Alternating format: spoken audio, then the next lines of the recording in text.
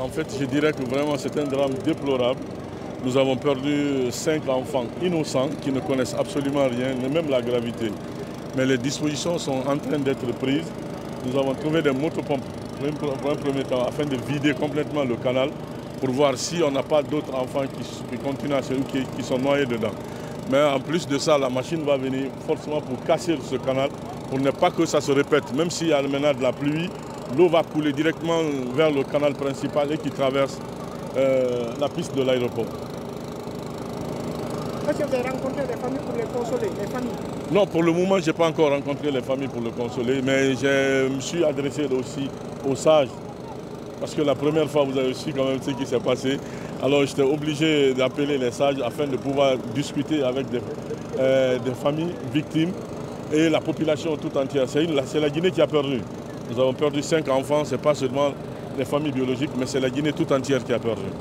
Ok, en attendant un message à la population. Un message. Bon, le message que je peux dire à la population, aujourd'hui, le chantier reste chantier, c'est un chantier, vous comprenez? Pendant la saison des pluies, il faut que les parents gardent très bien les enfants pour éviter que le même drame ne se répète pendant la saison des pluies, parce que les enfants, ils sont innocents. Est-ce que vous avez instruit la CEP pour accélérer la dose? Parce qu'on a commencé de l'autre côté.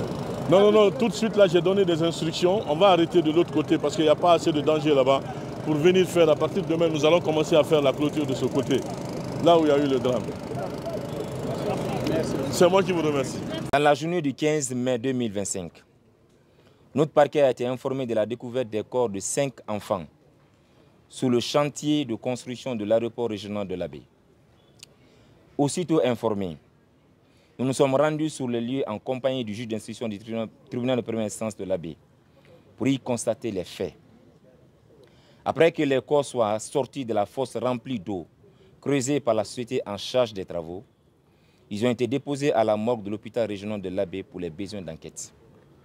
Par ailleurs, la brigade de recherche de l'Abbé a été instruite pour procéder immédiatement à l'interpellation des responsables de la société pour les faits présumés d'homicide involontaire tels que prévus par les dispositions de l'article 216 du Code pénal. Le parquet tient à exprimer sa profonde compassion aux familles durement touchées par ce drame et s'engage à faire toute la lumière sur les responsabilités éventuelles. Une communication ultérieure interviendra à mesure de l'enquête. Je vous remercie.